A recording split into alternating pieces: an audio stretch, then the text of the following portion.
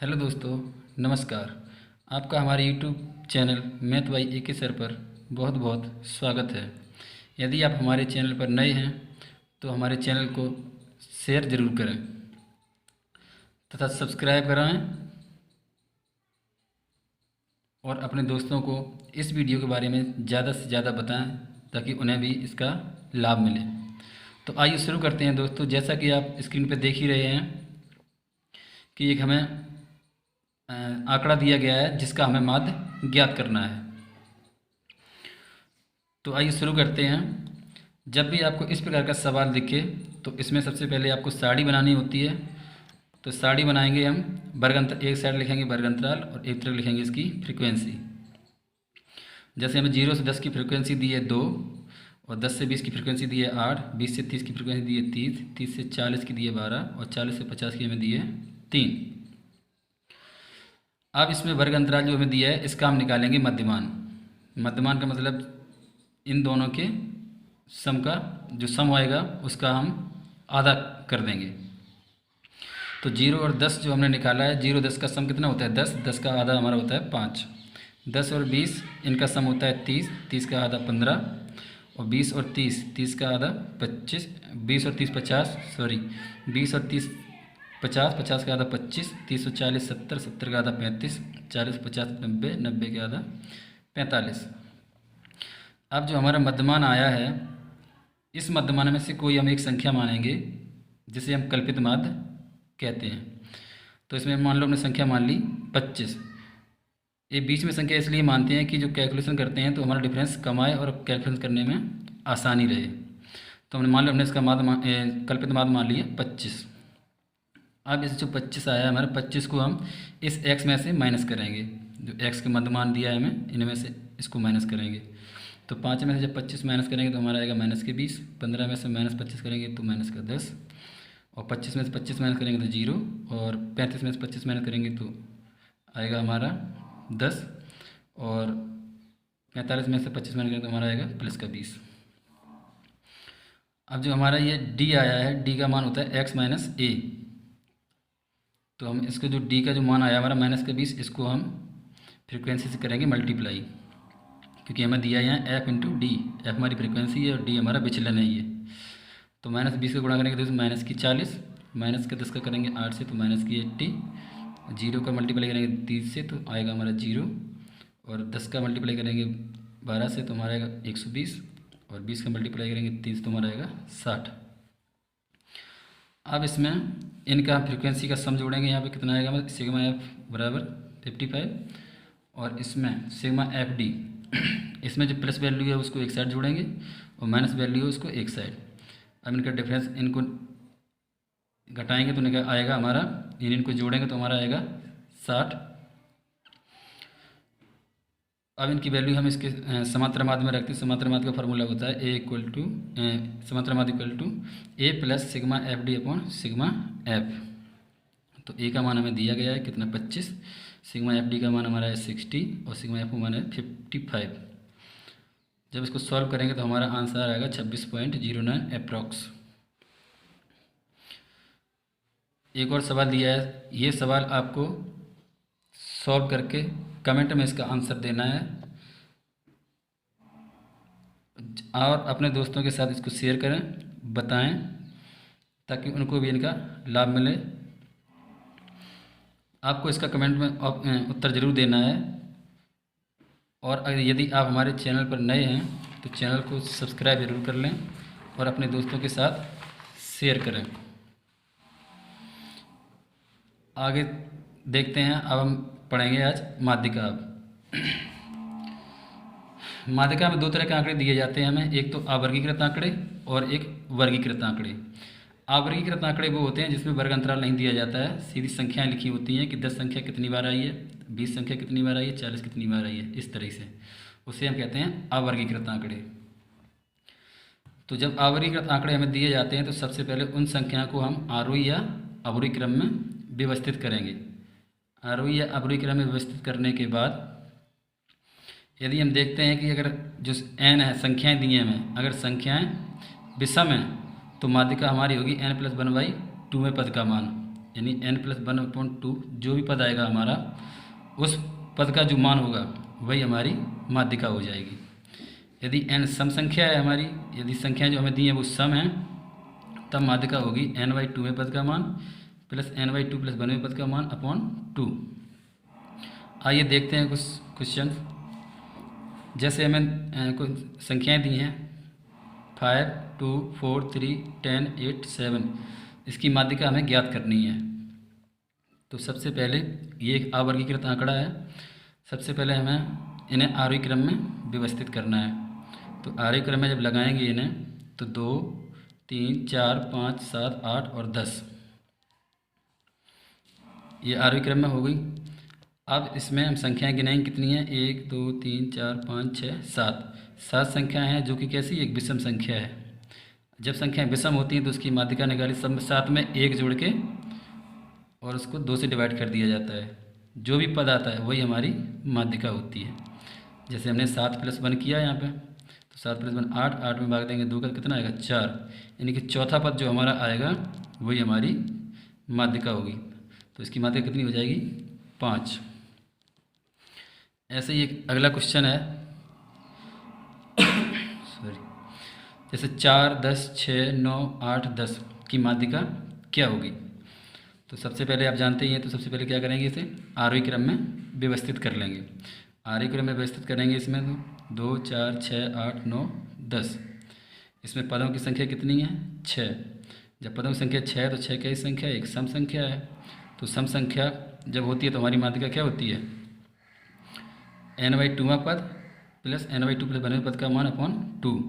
तो n/2 यानी 6 का आधा 3, और 3 में प्लस 1 करेंगे तो चौथा पद और डिवाइड बाई 2।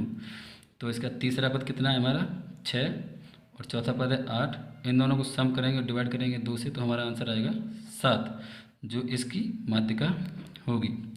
इसका एक तरीका और होता है निकालने का, संख्याओं को आरोही या अवरोही क्रम में लिख लेंगे। लिखने के बाद प्रत्येक साइड से बराबर बराबर संख्या अलग कर देंगे प्रत्येक साइड से। जैसे इधर से 3 संख्या हटा दी, इधर से 3 संख्या हटा दी, जो बच गया वही हमारी माध्यिका हो जाएगी।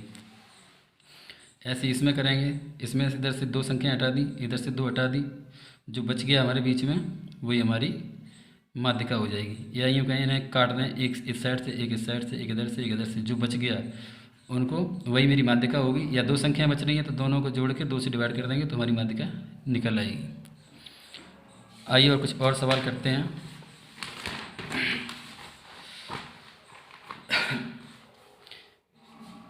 अब हमारा नेक्स्ट क्वेश्चन है, जैसे जब श्रेणी हमें सतत श्रेणी दी जाती है।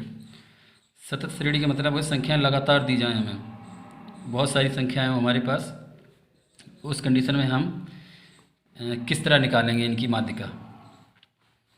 और एक होती है वर्गीकृत आंकड़ों की माध्यिका निकालना। तो वर्गीकृत आंकड़ों की माध्यिका निकालने के लिए फार्मूला होता है L + n/2 - की CF/F × H, जहाँ L होती है माध्यिका वर्ग की निम्न सीमा, और F होती है माध्यिका वर्ग की बारंबारता, और H होती है माध्यिका वर्ग का अंतर, और CF होती है माध्यिका वर्ग से पहले वर्ग की संचयी बारंबारता। अभी मैं इनके बारे में बताऊंगा आपको सारी। तो आइए एक क्वेश्चन देखते हैं। जैसे हमें दिया गया निम्नलिखित बंटन की माध्यिका क्या होगी। तो हमें ये मान दिए गए हैं कुछ और इनकी फ्रिक्वेंसियाँ दी गई हैं कुछ। तो आइए देखते हैं किस तरह सॉल्व करेंगे। और एक चीज़ हमेशा ध्यान रखिए, जब भी माध्यिका निकालें, अगर हमारी अवर्गीकृत श्रेणी दी हुई है तो उसको एक आरोही क्रम में व्यवस्थित कीजिए, आरोही या अवरोही क्रम में। इसके बाद फिर उसमें एक संचयी बारंबारता निकालनी होती है, जो संचयी बारंबारता निकालने के बाद जिसमें भी हमारा मान आएगा वही हमारी बारंबारता होगी, वो माध्यिका होगी, सॉरी। तो आइए देखते हैं। जैसे हमें ये आंकड़े दिए गए 4 की फ्रिक्वेंसी 6, 4 के बाद क्या आएगा हमारा आरोही क्रम में व्यवस्थित करने पर, 4 के बाद इसमें 5 आएगा, 5 के बाद 6 आएगा, 6 के बाद 7 आएगा, 7 के बाद 8 आएगा, 8 के बाद 9 आएगा, और 9 के बाद 10 आएगा। ठीक है, तो इनकी फ्रिक्वेंसी हमें दी हैं ये। तो अब हम इसकी निकालेंगे संचयी बारंबारता। तो संचयी बारंबारता क्या होती है, जो हमें फ्रिक्वेंसी दी जाती है उसकी पहली फ्रिक्वेंसी सेम लिख देंगे, इसके बाद इसको जोड़ेंगे मल्टीप्लाई, यानी कि ऐसा क्रॉस जोड़ेंगे इसको। तो 6 और 4 10, 10 और 5 15, 15 और 8 23, 23 और 6 29, 29 4 33, 33 और 8 41। अब इनका हम फ्रीक्वेंसी का सम निकालेंगे, जो एन एन हमारा कितना आएगा यहाँ पे 41, जो कि एक विषम संख्या है। जब हमारा एन विषम संख्या होती है तो हमारी माध्यिका क्या होती है, एन प्लस 1/2। तो एन प्लस 1 41 प्लस 1/2 यानी कि 42, 42/2 21वां। तो 21वां पद मेरी कौन सी संख्या बारंबारता में आ रहा है, इस 23 में, और 23 के सामने कौन सी संख्या दी हुई है हमें, 7। तो 7 हमारी क्या हो जाएगी, माध्यिका। आइए कुछ और क्वेश्चन करते हैं। जैसे ये हमें सवाल दिया, ये परीक्षाओं के लिए बहुत ही इम्पोर्टेंट क्वेश्चन है। जैसे हमें सवाल दिया है कि निम्नलिखित आंकड़ों की माध्यिका ज्ञात कीजिए। इसमें हमें दिए हैं वर्ग अंतराल और बारंबारता। तो जब इसको सॉल्व करने का तरीका है, एक साइड लिखेंगे हम वर्ग अंतराल और एक तरफ लिखेंगे बारंबारता। और जब माध्यिका निकालनी होती है तो इसकी संचयी बारंबारता, इसी को बोलते हैं हम CF, और ये होती है हमारी F और ये होती है हमारी X। तो वर्ग अंतराल में 0 से 10, 10 से 20, 20 से 30, 30 से 40, 40 से 50। इनकी फ्रिक्वेंसियाँ हमें दी हैं। 0 10 की 5 है, 10 से 20 की 6 है, और 20 से 30 की 9 है, 30 से 40 की 12 है, 40 से 50 की 4 है।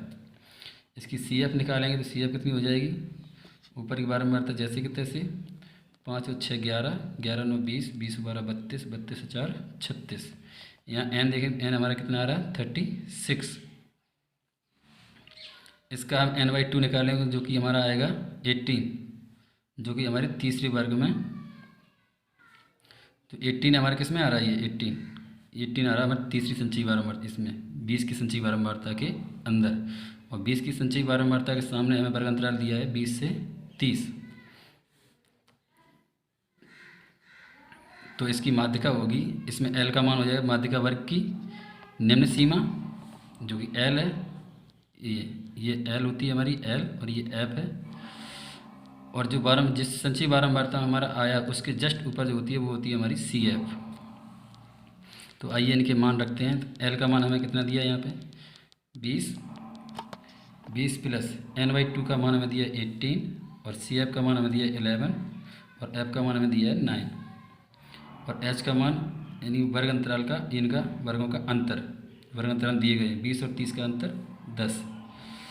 तो 10 रखेंगे, 10 रखने के बाद इसे सॉल्व करेंगे तो आएगा 20 प्लस 18 में से 11 7, 7/9, और H का मान हमें दिया 10, 20 प्लस 70/9, तो हमारा हो जाएगा 20.7.7, जो कि हमारी ये माध्यिका होगी 27.7।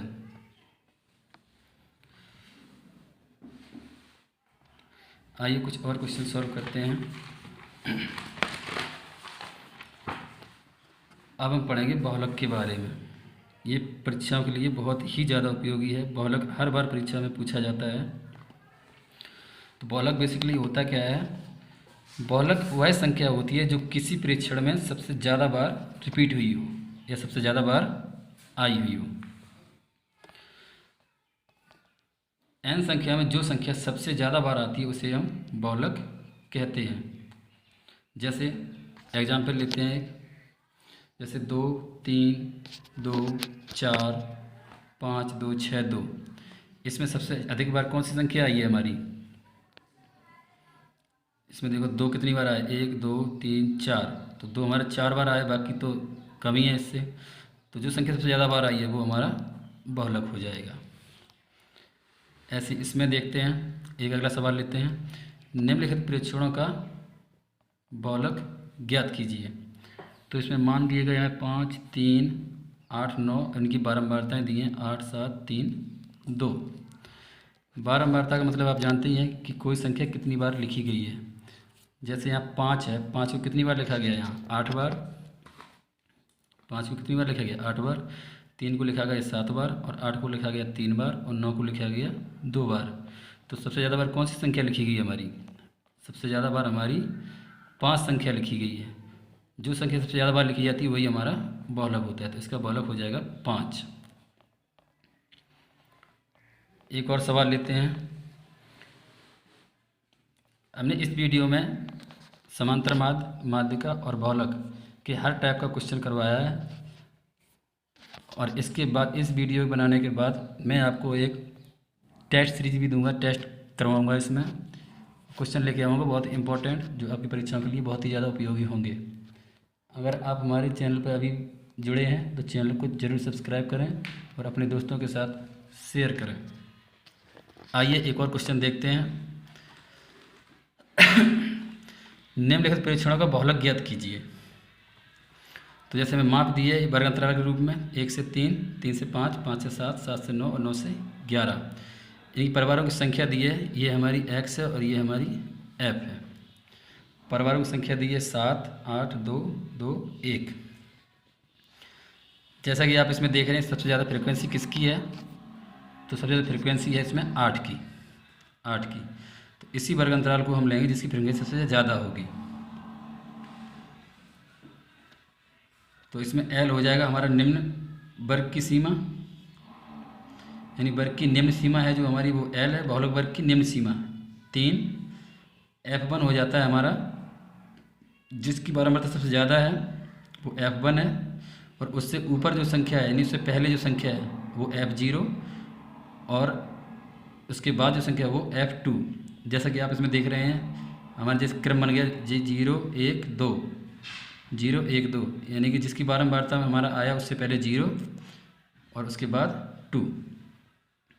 तो L बहुलक वर्ग की निम्न सीमा F1, F0, F2 और H हमारा वर्ग अंतराल है, इनका दोनों का अंतर। आइए इनके मान रखते हैं। बहुलक का सूत्र होता है L plus F1 minus F0 upon 2F1 minus F0 minus की F2 और इंटू H। इन सब की वैल्यू रखते हैं तो हमारा आंसर आएगा। L का मान हमें दिया है कितना, L का मान हमें 3, L का मान 3 प्लस F1 का मान 8, F0 का मान 7 और 2F1 यानी F1 का 2 गुना यानी 2 इंटू 8 और F0 7 और F2 2। इन सब की जब वैल्यू रखेंगे और सॉल्व करेंगे तो हमारा आंसर आएगा 3 प्लस 1/7 इंटू 2 या 3 प्लस 2/7 इक्वल टू 3/8। यही हमारा आंसर होगा। आशा करता हूँ आपको ये वीडियो पसंद आई होगी।